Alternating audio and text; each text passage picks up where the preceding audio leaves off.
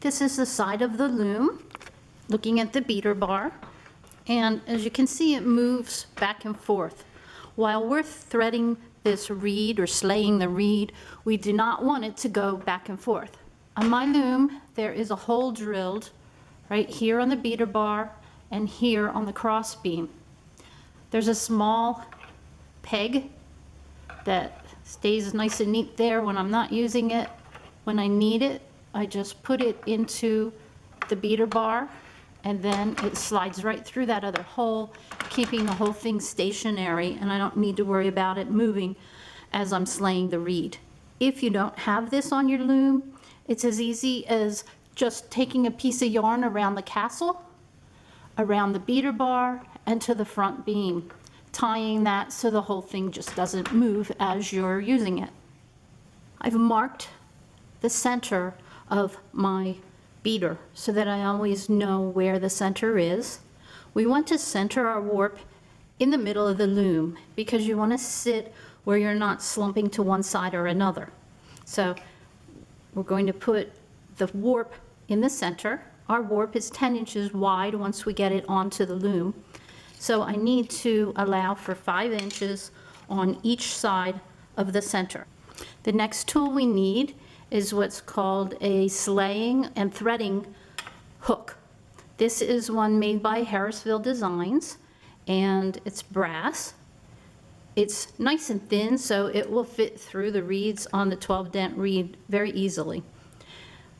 This fat end here is the slaying hook. That's what we're going to be using to do the reed. When we get to threading the heddles, then we'll use the other end of this hook. So very handy device. We measure 5 inches from the center in the reed, and I'm going to put my hook from the back to the front at that 5-inch mark and just leave it sit there. We'll remove the ruler. That is the far right side of the warp that we'll be putting on for this scarf. Now I have the warp that we measured and chained, and what we need to do is secure this warp onto the breast beam so that it doesn't move around or get in our way as we're beginning to thread the reed.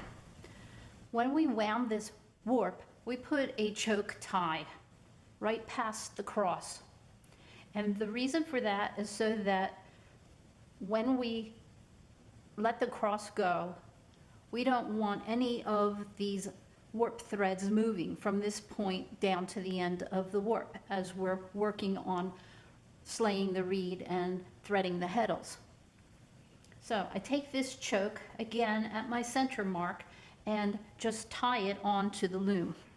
I'm just going to use a piece of scrap yarn and come around my choke and just tie it at the same spot that the choke is at.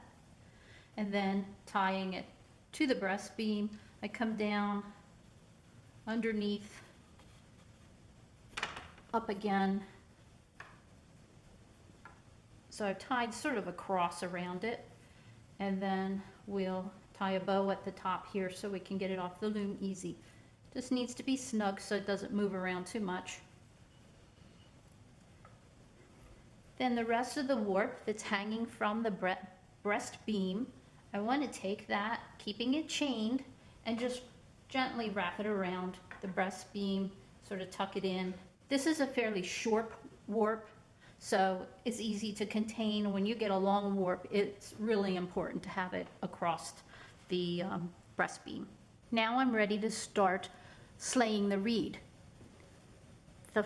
This is the cross held in my hand, and we can see the first thread that comes off. The second one's coming across this way. Third, back again the other direction.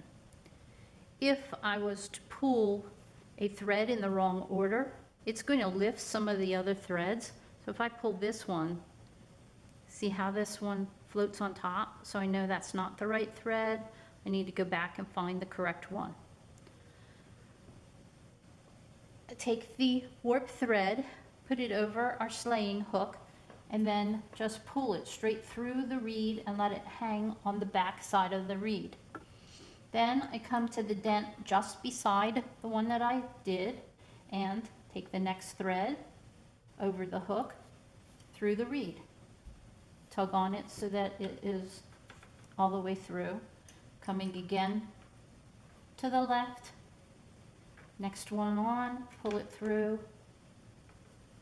As you get more efficient at it, what I like to do is to take a few of the threads and just hang them over the top of the beater bar in order, so I don't want to put too many up, but by doing that I can now reach under, put my hook here, pull that one through, and then come to the next one, grab the next thread, pull it straight through, next one over, and so on. You really need to take your time with slaying the reed. If you skip a dent, it's going to show in the end product.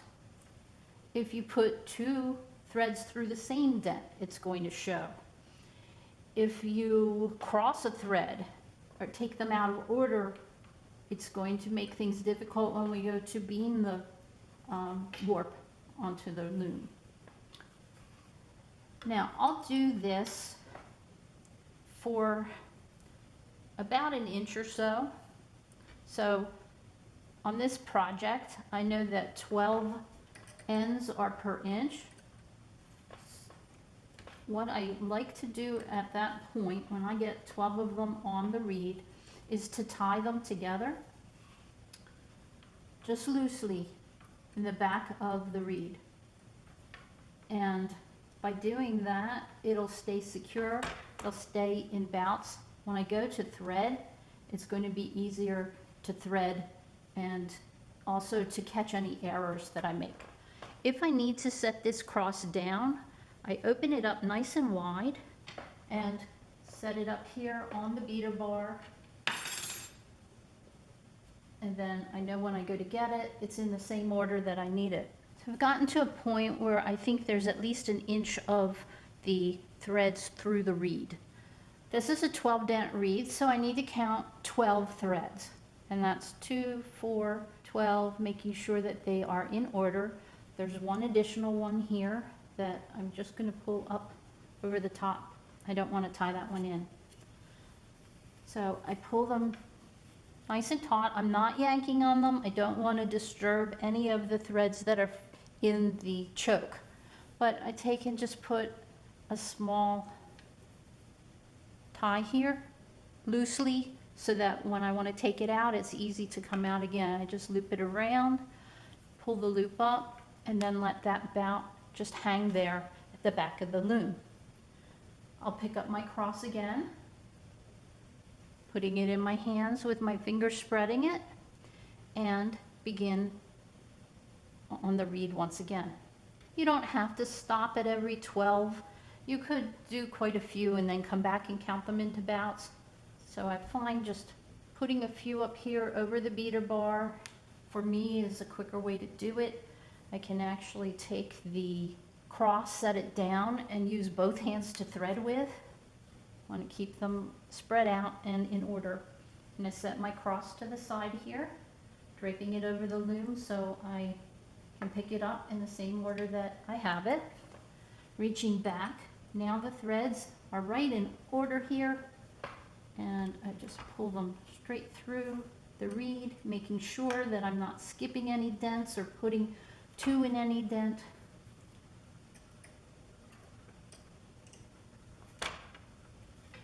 When you tie your bout off, that's a good time to look to make sure that you didn't miss any of the dents as you were threading it. If you do miss one, we need to correct it later in the process, and it's much easier to do it right here before we get through the heddles or even tied onto the back beam.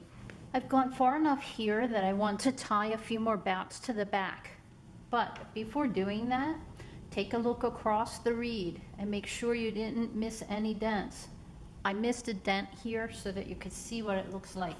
As I pull it straight and taut, if you can see right here, there's a small gap. That means I missed this dent.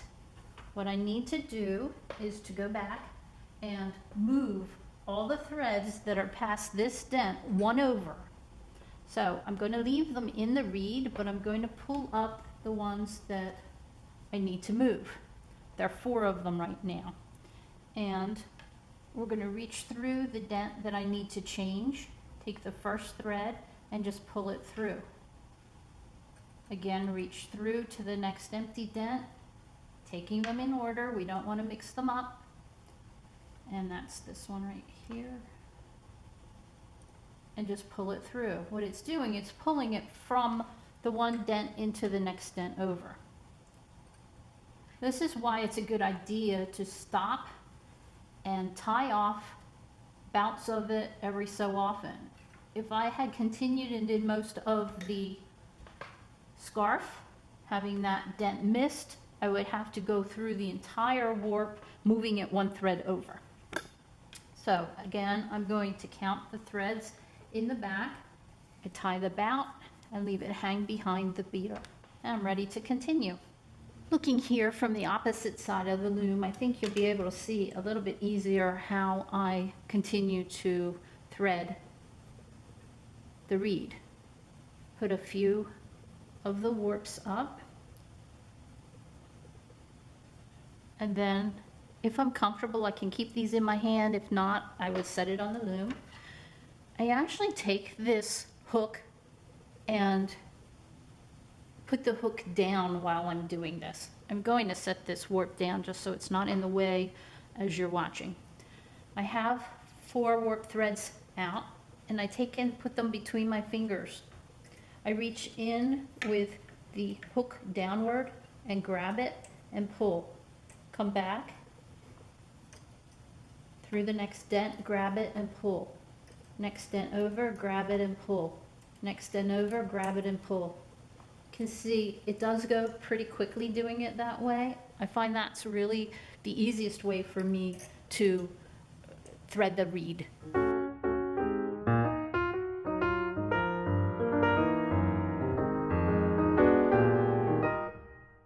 We're at the back of the loom looking at the harnesses, or shafts, whatever you want to call it. As I said previously, I have 8 shafts on my loom, and we're only going to be using 4 of those shafts. To get some of the heddles out of the way, what I like to do is push them to the sides, and I use these plastic paper clips. I've been able to find them on Amazon, and I'll put a link to them. They fit on the bars of the shaft perfectly to hold these heddles out of the way. And I just put one at the bottom of each of the harnesses where I want to push the heddles out of the way. There is a bracket here in the center. Half of the heddles go one direction, half go the other direction. I just push them all here out of the way.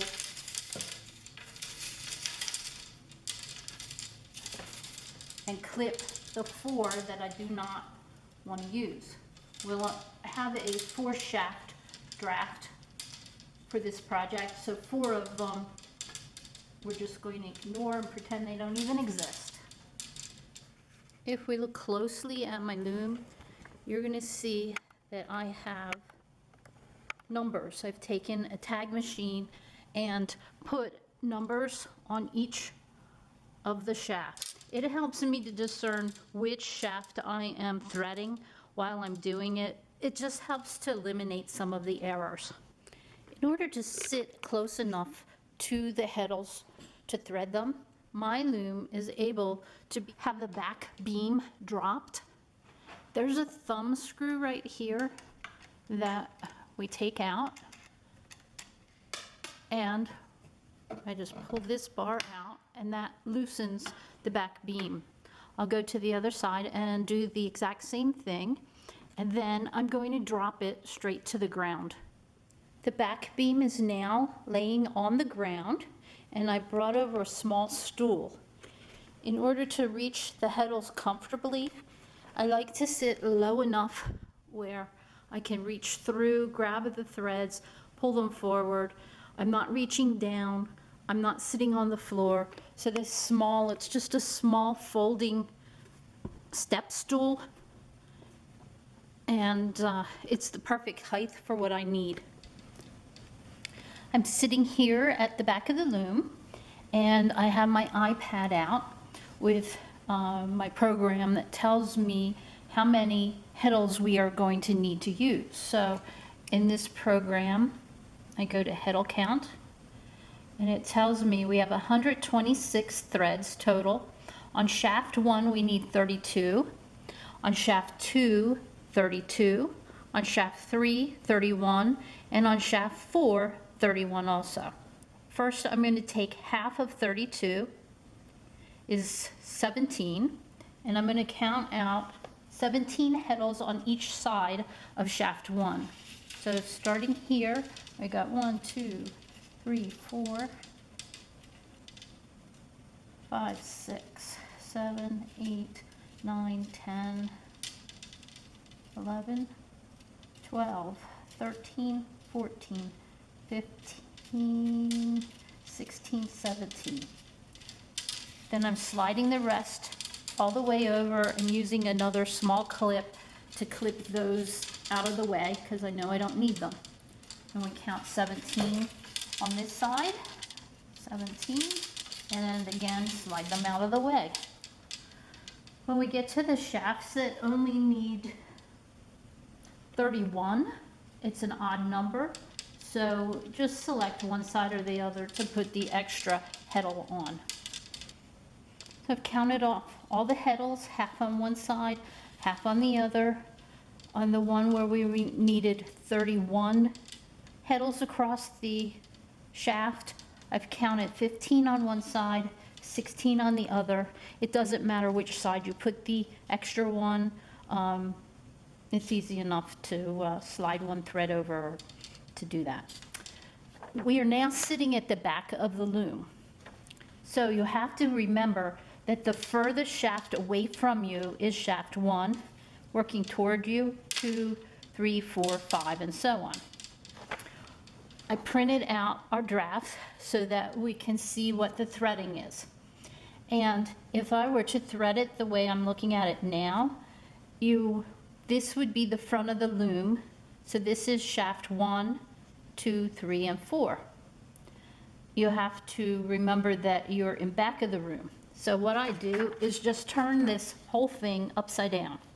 Now I know, starting on the left side, that we start with heddle 1, or the first heddle would be on shaft 1, 2, 3, 4, 1, 4, 3, 2, 1.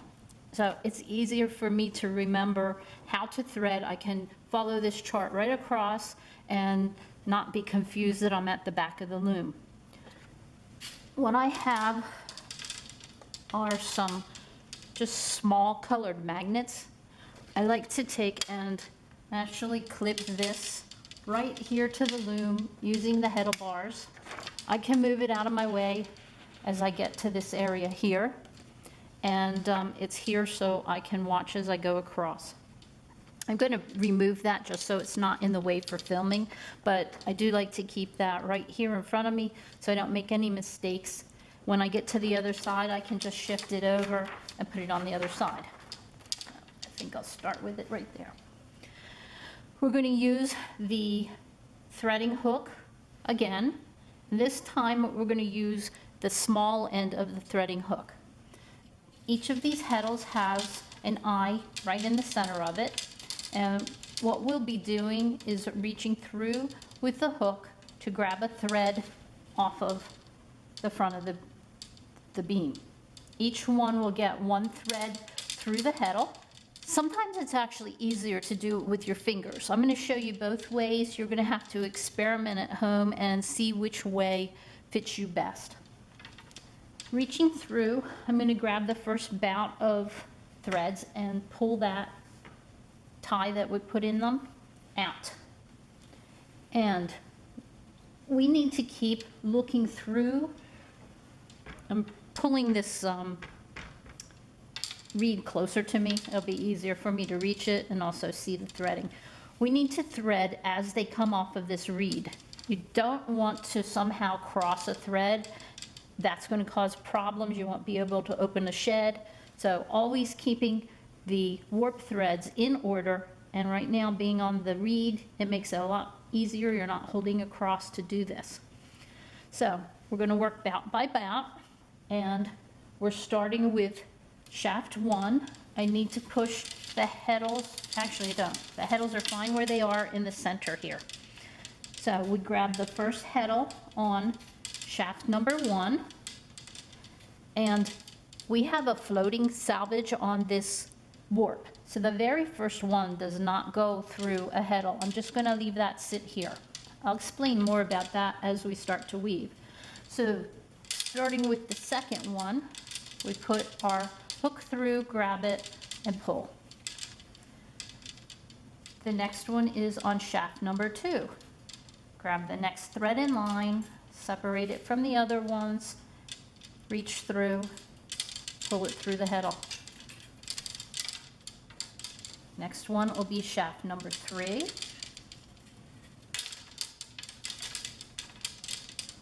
Grab the one that I need, reach through with the hook. Whoops, I already had one set aside, so I'll go back. Reach through and thread it. 4 will go on shaft number 4 and reach through with the hook and thread it.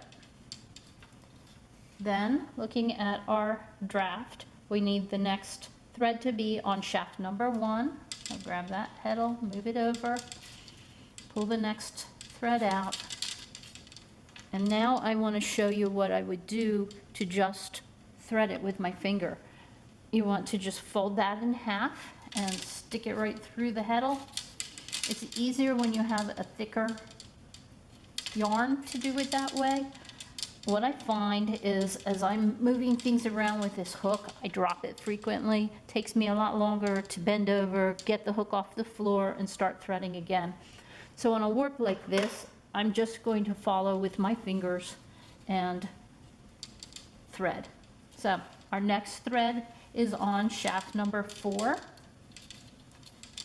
I'm going to actually separate the next few. The next 4 threads are 4, 3, 2, 1. I leave them at a little bit of an angle and grab the next thread in line, thread it through 4, slide it across. Next is 3. Moving these threads as we go. 2. So that's as far as I am going to thread right now. We have our floating salvage, which once this is out of the way, we won't have to worry about anymore. And our design goes 1, 2, 3, 4, 1, 4, 3, 2. I can look at these. I know they're not crossed. Every heddle has a warp thread through it. I'm going to pick up this floating salvage and I'm going to tie that together in about just the way we did at the front of the loom and just slide it out of the way. So that's one threading sequence that is totally done. I'm going to need to untie another bout so we have enough strings to work with, and we're going to start that sequence all over again. This time what I'm going to do is pull out the heddles I need in advance. So shaft 1, 2, 3, 4, back to 1, and then 4, 3, 2, and 1. We'll start threading. I'm going to bring the whole bout of threads to the far side. These are what I'm threading right now. Those are in reserve for later. And starting on 1, thread it, pull it through. 2. What I do to make sure I have the right heddle is to actually look down here at the harness. It's easier for me to see I'm on the correct harness at the bottom here rather than looking up here at the eyes of the heddle. So we're on 3, 4, back to harness 1, making sure that I'm pulling them in the correct order off the reed, back out to 4, 3, 2, and 1. Actually, I'm skipping a 1 because that's actually going to start the next sequence.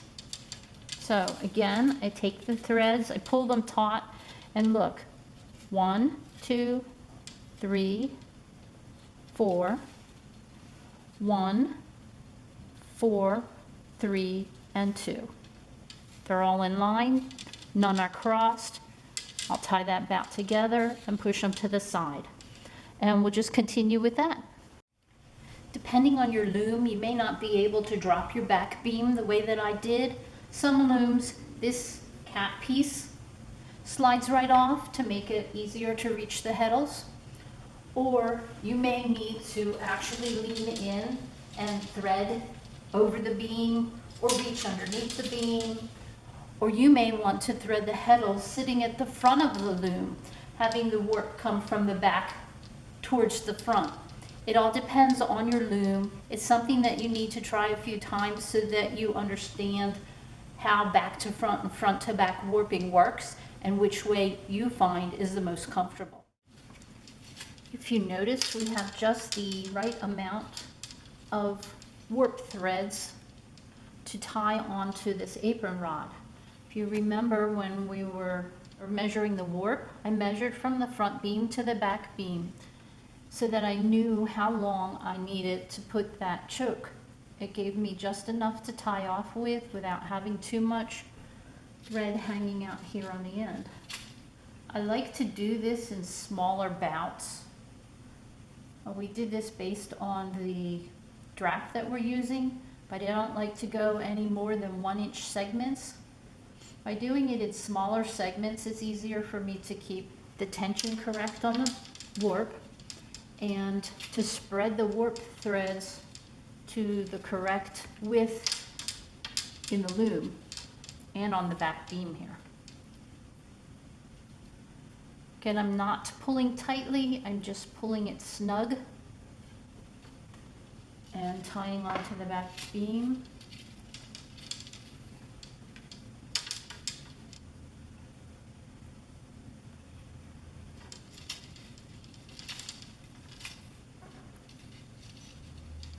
You can see this apron string.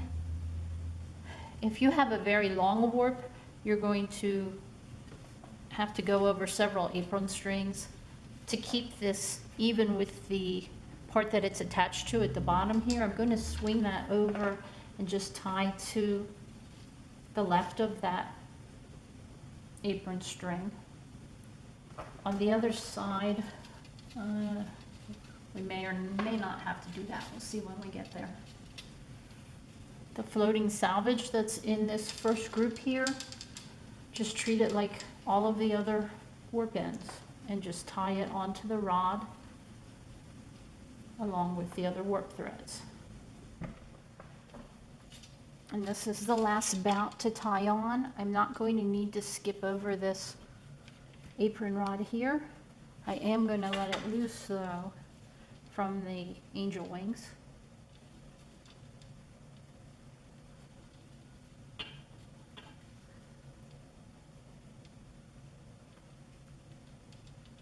And then we'll take a close-up look of how this is.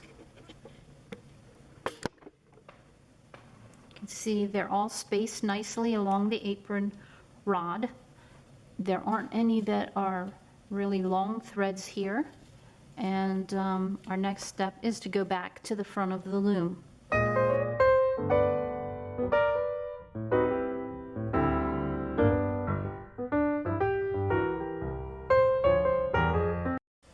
Now that we have the warp tied onto the back apron rod, we're going to start to pull the warp threads through the reed, through the heddles, and wind them onto the back beam. There's two ways of warping a loom.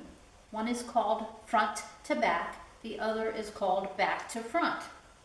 In the front to back method, you are threading the heddles. It all comes down to which way you're threading the heddles. And front to back means that the warping threads are coming from the front beam through the heddles to the back. If we were warping from back to front, we would have wound the warp onto the back beam first, and then threaded the heddles, and then the reed, and then the front bar. I'm going to show you both ways, and it's something you should try a few times. It depends on your loom which way is more comfortable for you. It can also depend on the fiber that you're using. If it's a very delicate fiber, it's often suggested that you warp from back to front.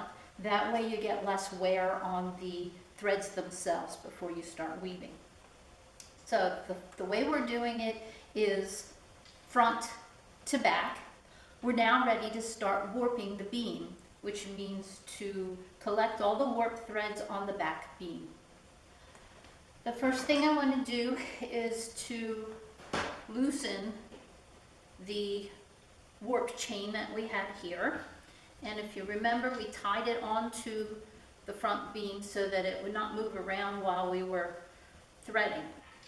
Even though I tied a bow to make this easy, it is tangled, so I'm pulling it away from my warp so there's no chance of cutting the warp, and I'm just going to remove this tie that's holding it.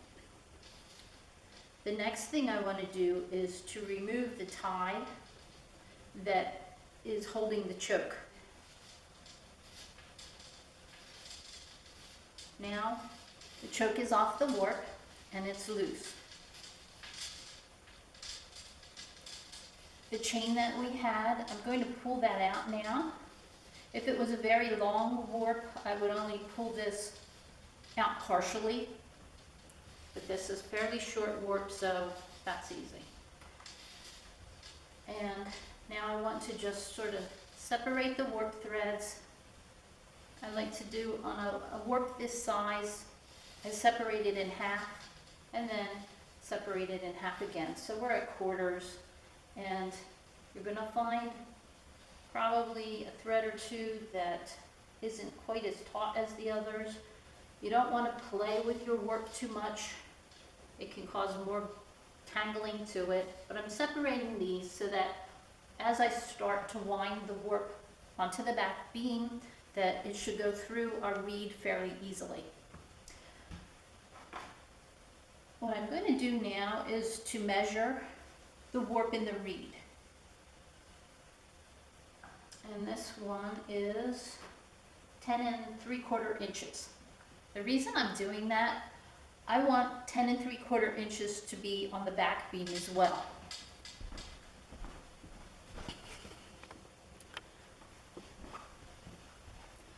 There are two cords, it's just some string that I put around the back beam that I'm going to move till they're 10 3/4 inches. That will help to keep the warp within these two thread marks. That way I know it's coming through straight and even. It's actually spread on this apron bar a little bit more than I want, so I'm going to just move them together a little bit so that I come up with the 10 3/4 inch that I need.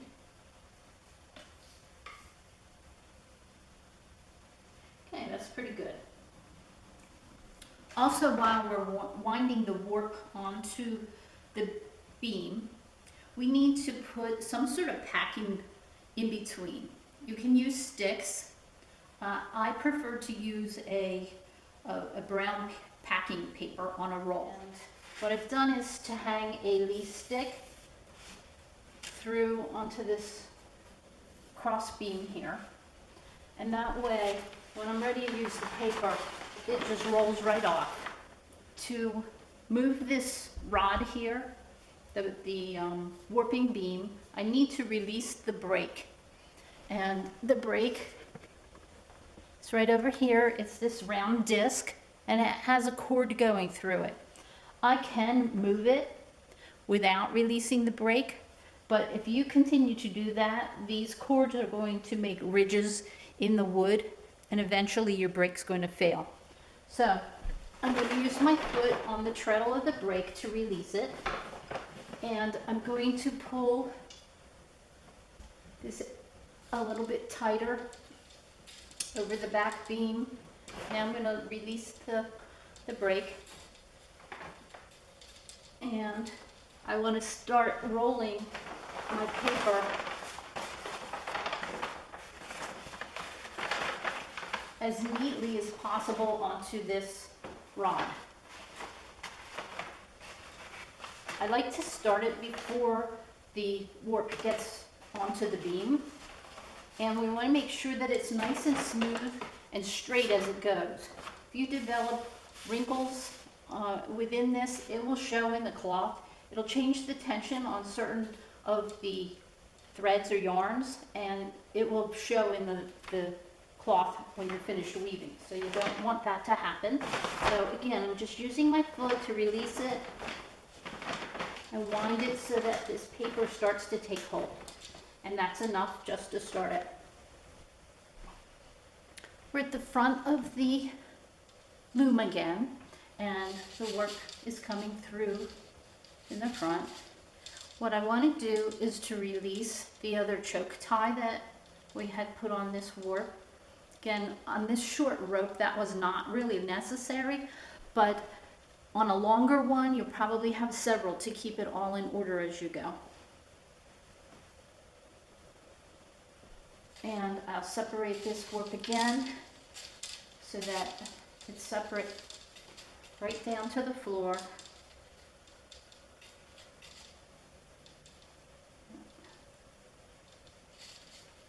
The less you play with the warp, the better you are. If you did a good job at winding the warp, it should not be tangled, and it should flow through the reed very easily. We're going to pull the reed forward. What that does, as we start to wind the warp onto the back, if there's any knots, they'll catch in the reed and we'll pull the reed forward. That's how we know to stop, clear the knot that's in the reed, and then we can continue. If you keep on cranking with a knot in, it's going to cause the thread to break, and we're going to have to replace the entire warp thread. So we don't want to do that. We want everything to go through here as smoothly as possible. On the Harrisville Design loom, there is a crank handle that you can remove from the cloth beam and move it back to the warping beam. And that's what I'm going to do right now, because the back beam is what's going to pull the threads through to be wound onto the back beam. Again, I want to press on this brake to release the tension, and I'm going to start to crank the warp onto the back beam. So now the threads have actually started to come on, and it's maybe one round that's gone. I'm going to release the brake so it holds still. I'm going to come to the front of the loom, and I'm going to just pull on the warp, just enough to tighten it up on the back. If you've got a good reach, you can keep a little bit of tension on this warp as you're winding it. My arms aren't that long, so I'm not going to do that.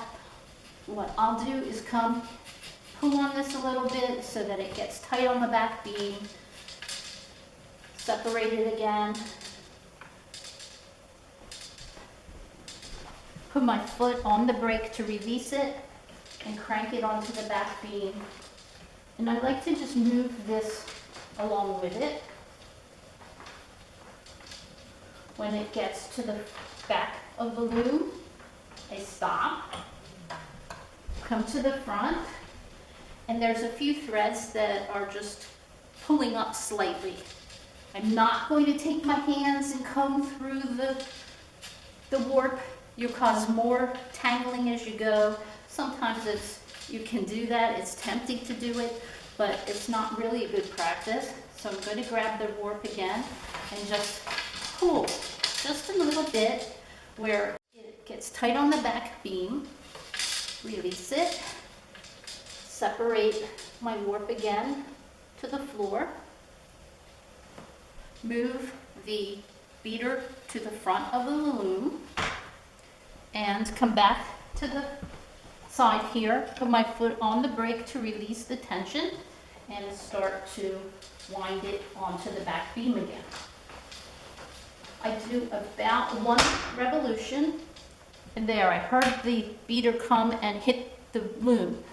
That tells me that something is getting caught, so I have to come to the front, and again, I'm going to grab the warp and just pull it slightly. I'm not pulling that hard, I just want to get it taut in the back. I'm going to move the beater forward again.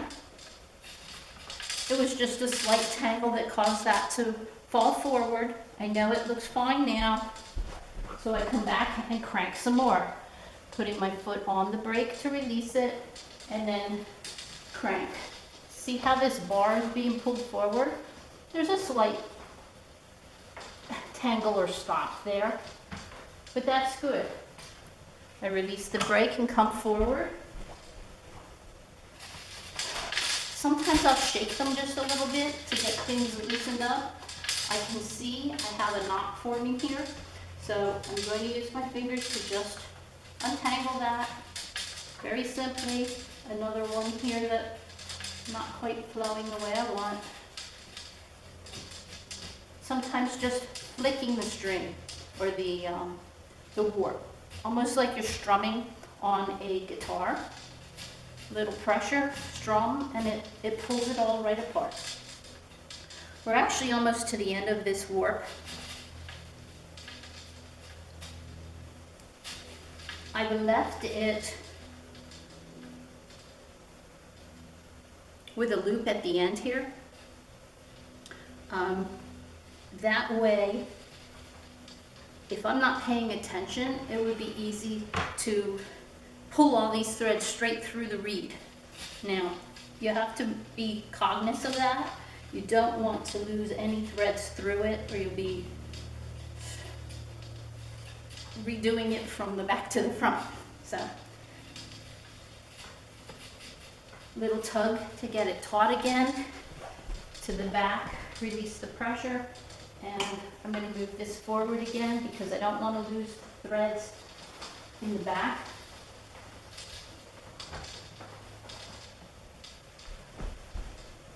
And it looks like we're about where we need to be.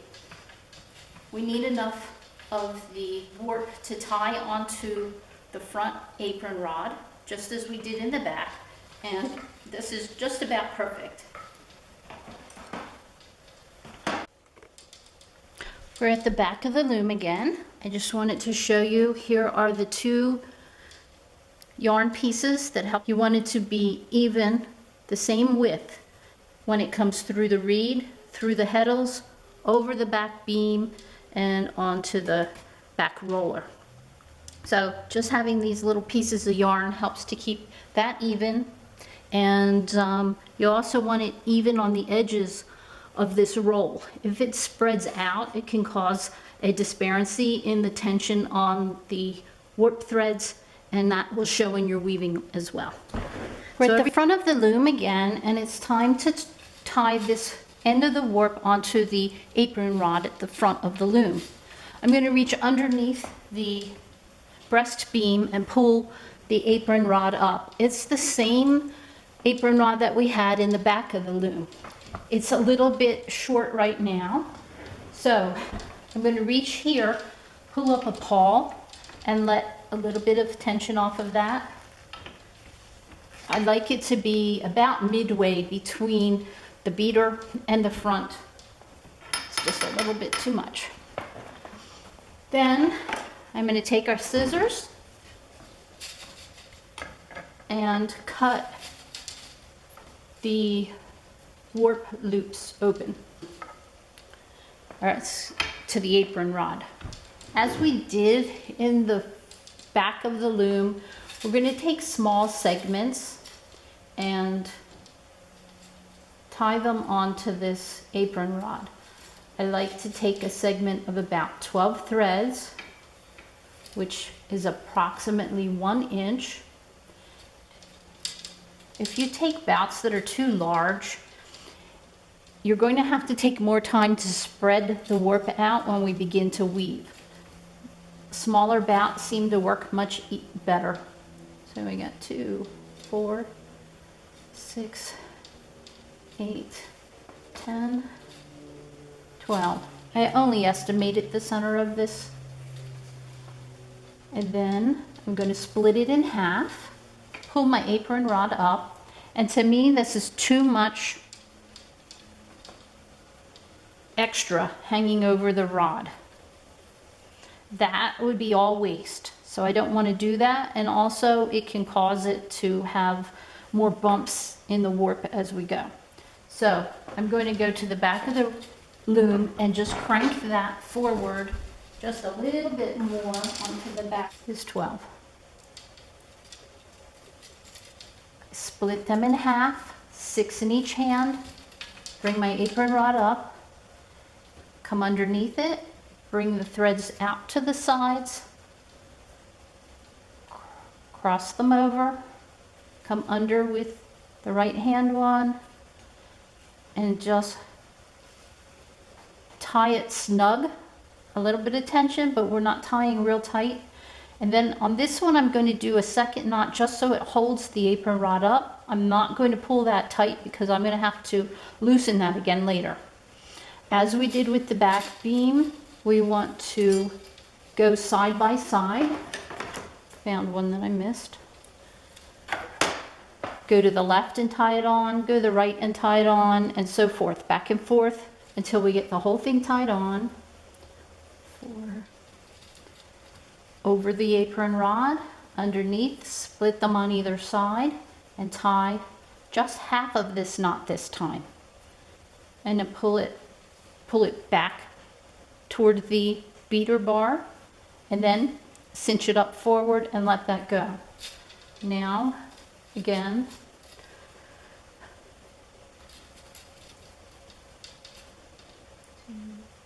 six. And I am trying to keep them straight coming back to the bar. The more evenly we can do this, the nicer it's going to be. And tie half the knot again.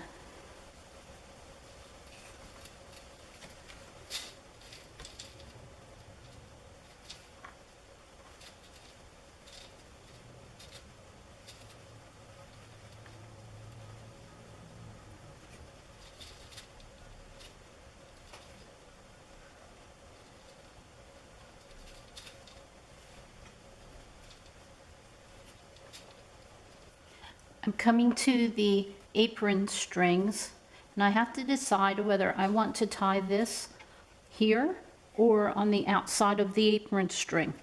I prefer to move the string a little bit over so that I get all of my warp threads inside the apron strings. If it's a longer warp, then you're going to need to skip an apron string as you go. But on this one, I think it'll fit between the 2 apron strings just right.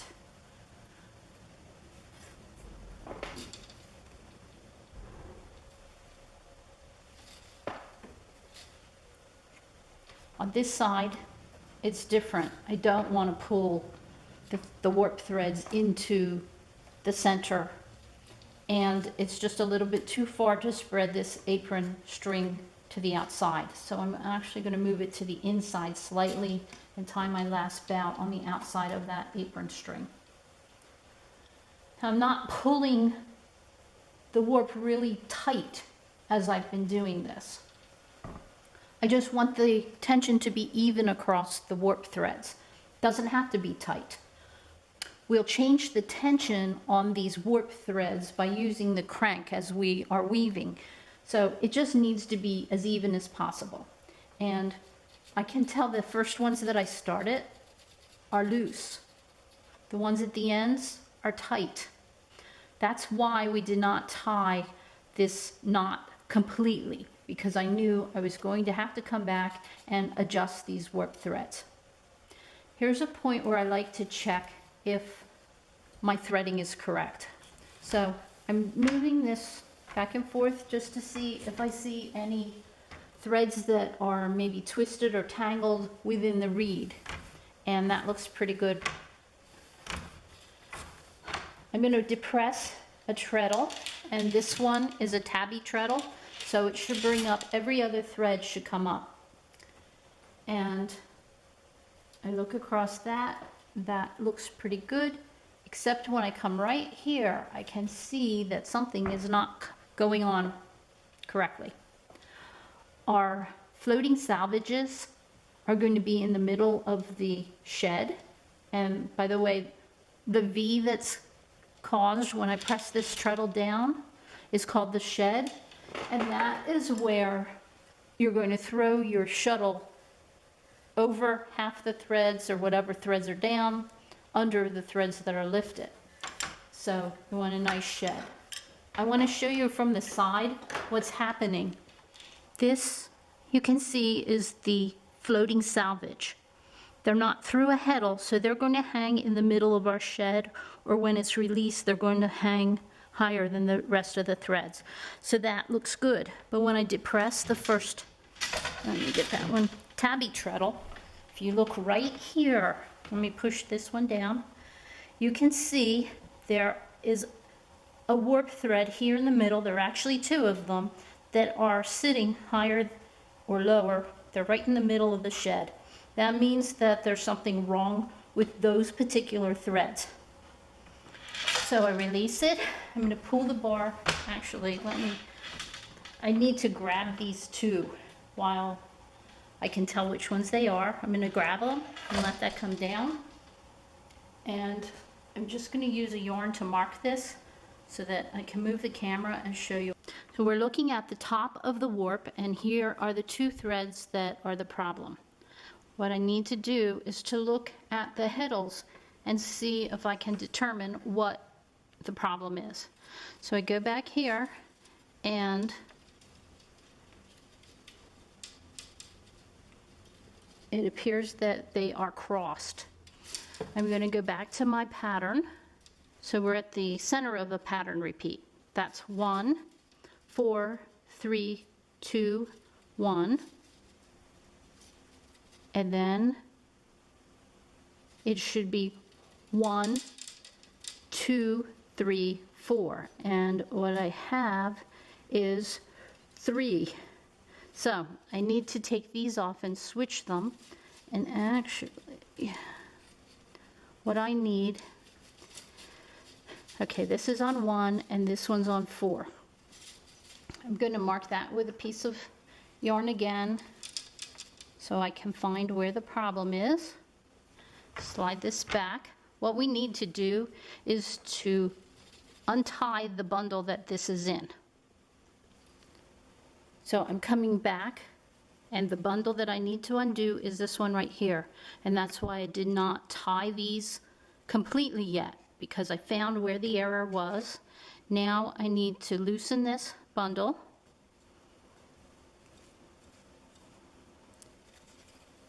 Go back. Find the two that I need to take out. So the cross was happening between the heddles and the reed. So just by getting these in the proper order again, it should go right. I'm just going to count this across. So 4, 3, 2, 1, 2, 3, 4, 1, 4, 3, 2. So that's all it required, was to just untangle these two. Now I'll use my hook and thread it back through the reed where I took them out.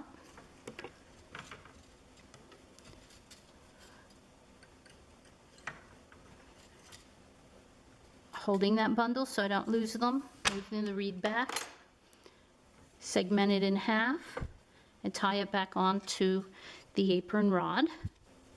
just half again because I want to check that we actually got the problem cleared. So I press on my treadle to bring up treadles 1 and 2, bring this forward and feel underneath here. I can feel it, see that the shed is now cleared, and we're ready to finish tying this on.